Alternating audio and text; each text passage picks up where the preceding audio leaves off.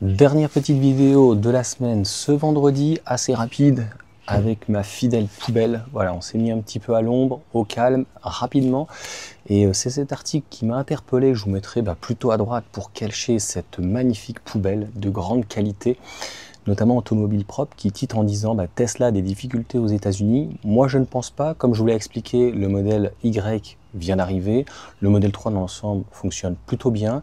Je vous ai expliqué donc juste avant cette vidéo que le modèle Y, et notamment à Shanghai, on est sur une petite baisse de production et une petite baisse aussi, donc au-delà de la cadence au niveau des ventes. En Europe, dans l'ensemble, on est plutôt stable. Alors après, encore une fois, en France, on va dire, ouais, on est à moins 50. Le bonus est quand même compliqué. Il y a des véhicules qui viennent d'arriver. Le véhicule est peut-être moins tendance. Le véhicule était en renouvellement.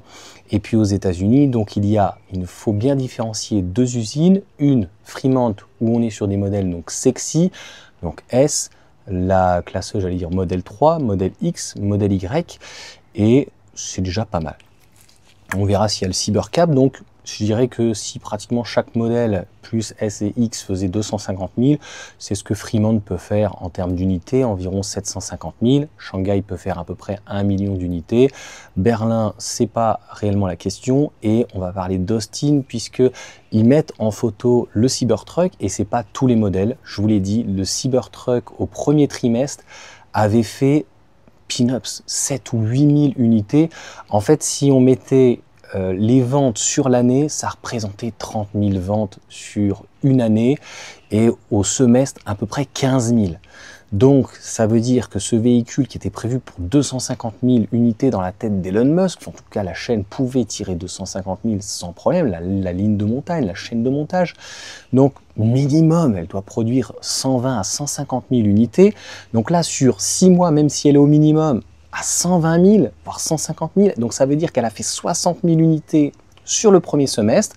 Et donc les stocks s'accumulent comme pas possible puisque le véhicule, ils en ont à peine vendu 10, 15, 20 000.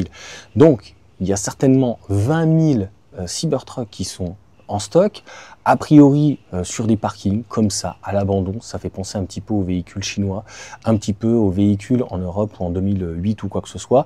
Donc je pense qu'il y a eu plusieurs choses, entre guillemets, qui ont été ratées. Est-ce que vous voulez qu'on en reparle rapidement? Le prix, qui n'a pas forcément été tenu. La technologie, elle est là. Le véhicule répond à une demande. À l'intérieur, c'est une Tesla. Attention, il n'y a pas d'écran par rapport surtout au prix et à la concurrence et même à la concurrence directe du modèle S et surtout du modèle X.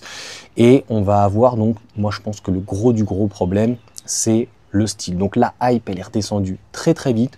Aujourd'hui Tesla, s'ils veulent faire des volumes, je l'avais dit depuis très longtemps que je fais des vidéos, modèle S, modèle X et Cybertruck, en fait voilà, c'est pas terrible. Donc concrètement, pour moi, c'est comme ça que je vais titrer cette vidéo. C'est mon analyse. Ils vont arrêter le Cybertruck parce que voilà, c'est la loi de l'offre et de la demande. En plus, vous le savez, aux États-Unis, les subventions a priori avec Donald Trump ou autres risquent de s'arrêter.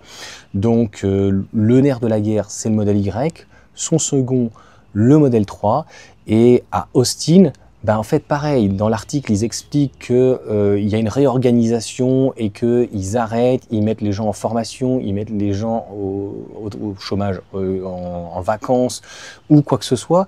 Mais il faut bien comprendre qu'il y a l'intégration du Cybercab. Bon, pareil, hein, ils annoncent des chiffres. C'est pas que j'y crois pas trop, je pense que c'est prématuré. C'est mon avis. Et je pense que, comme le Cybertruck, ça passe ou ça casse. Et mon avis, a priori, il était le bon. J'aurais tendance à dire, ça casse. En fait, une ligne de montage chez Tesla, c'est environ 200-250 000. En dessous de 150 000 en fait, unités, je pense que déjà ce n'est pas rentable, de 1. Et de 2, les stocks en fait commencent à s'accumuler. Donc, je pense aussi qu'il y aura que le Cybercab et pas forcément une compacte qui irait pour le Mexique ou éventuellement pour une certaine clientèle new-yorkaise ou éventuellement californienne ou autre. Et encore, tu me diras qu'ils voudraient des petits véhicules.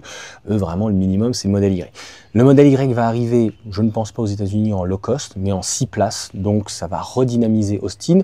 L'usine d'Austin qui ne fait pas que 2 véhicules, hein, c'est assez maigre, mais pour arriver à 500-700 000 unités, en fait, ils vont faire aussi les giga les gigas, les containers en fait pour les batteries stationnaires, donc pour faire tampon, donc vraiment les plus grosses. Donc les gigas, je n'y arriverai pas, ce n'est pas grave. Donc tu vois, c'est en direct. Donc on va avoir ça. Les toits a priori ils n'ont pas l'air de les faire. Il y a les, je suis pas sûr qu'ils fassent les walls connecteurs, mais ils vont faire les power walls. Donc tout ce qui est batterie aussi stationnaire, mais logiquement plutôt pour les particuliers. Et giga, je suis sur les giga casting, j'ai complètement bugué. Donc les giga méga pack. J'espère que j'y suis arrivé. Bref, donc ils font beaucoup de choses. Il y a Optimus, je crois. Donc dans Austin, contrairement aux autres, on va dire, usines, donc la maison mère fait voiture et tech. Les trois autres, grossièrement usines, mais je crois qu'il y en a d'autres aussi. Il y en a deux autres qui font aussi de la tech. Donc sur, en tout cas, les autres, Fremont, Berlin ou Shanghai, ils font que des voitures. Donc il y a une ligne de montage aujourd'hui qui est complètement à l'arrêt parce que la production est trop importante et la demande, il n'y en a pas. Donc obligatoirement, il va bien falloir trouver une solution et je pense que ça va être l'arrêt très imminent donc, de ce véhicule qui va peut-être récupérer de la technologie dessus, hein, bien sûr, le 800 volts, les roues directrices, la colonne de direction, en tout cas voilà, filaire, etc., etc. Mais ça va s'arrêter là pour ce véhicule. Et comme je l'ai expliqué, donc pour Berlin, si franchement Tesla veut continuer en fait à proposer des volumes, eh bien obligatoirement ça passe en fait avec un véhicule donc plutôt compact.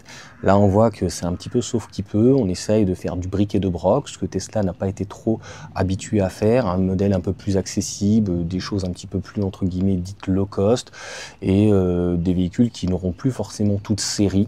Donc c'est un petit peu ce que nos constructeurs éventuellement historiques pourraient faire. Donc voilà pour cette petite vidéo, ce correctif, moi c'est ce que je pense. Le volume dans l'ensemble d'une manière globale il est bon, il est peut-être à la baisse, on le verra bien pour le premier semestre d'à peu près 10%. C'est quelque chose qui peut être corrigé avec le modèle Y sur ses ventes en Inde hein, qui viennent d'arriver, en Chine avec le 6 places et Loco, je vous l'ai dit, et puis le Cybertruck, pour moi je pense que ça va être complètement abandonné et vraiment je pense que ce qui a la goutte d'eau qui a fait déborder le vase ou en tout cas la décision je pense pour moi ultime déjà c'est le fait qu'il soit que uniquement américain ou canadien mexicain hein, pas des États-Unis, pas en Europe ni en Chine, mais surtout que ce Cybertruck au niveau de la carrosserie, vous me direz ce que vous en pensez, je pense que c'est la goutte d'eau qui a fait déborder le vase, je pense que ça a été vraiment et on voit qu'il y a eu des soucis pas très graves en soi hein. Mais cet inox, cette hype, tout ça, ils auraient mieux fallu donc faire un véhicule qui soit beaucoup plus simple. Donc j'espère qu'avec le Cybercab, ça leur a servi de leçon. Quand je vois les galbes, hein, donc on n'est plus du tout sur cet inox hein, qui est très compliqué en fait à travailler. Hein. De toute façon, c'est obligatoirement c'est droit. Hein, voilà. Obligatoirement, tu peux pas travailler donc ce type d'inox. Très concrètement. Donc là, on sait très bien que pour le Cybercab, ou s'il y avait une compacte, en fait, on retrouverait une carrosserie plus classique. On voit au niveau des lignes, et de toute façon, ce que l'on peut voir en fait en doré dessus, c'est juste un covering. Un covering qui fait penser bien sûr à ce Cybertruck. Donc n'hésitez pas à me dire ce que vous en pensez. Et au-delà des stocks, je vous avais dit, je vous avais fait une vidéo, vous savez qu'au niveau des possesseurs, il y a des gens qui demandent carrément des reprises. Tesla est prêt à les reprendre plus cher limite que le véhicule, comment il décote. Donc c'est clairement un échec commercial. Après, technologique, je pense qu'il apporte des choses intéressantes, mais n'hésitez pas donc à me le dire en commentaire. Est-ce qu'ils notamment ils vont franchir sur le 800 volts? Je pense que les roues directrices sur une S ou une X, ça devrait être obligatoire.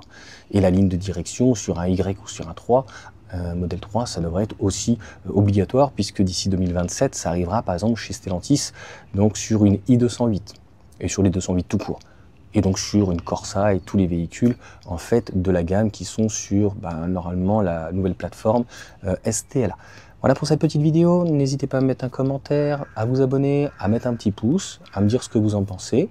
Et puis on se retrouve pour d'autres vidéos. Je pense que le mois de juin, juillet, août va être passionnant parce qu'on ne met pas non plus des employés, des ouvriers au stand-by. Il y a d'autres choses, je pense, qu'ils veulent cacher.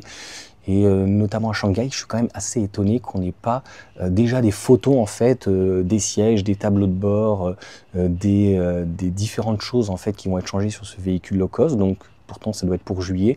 Et sur Berlin, rien, rien de rien.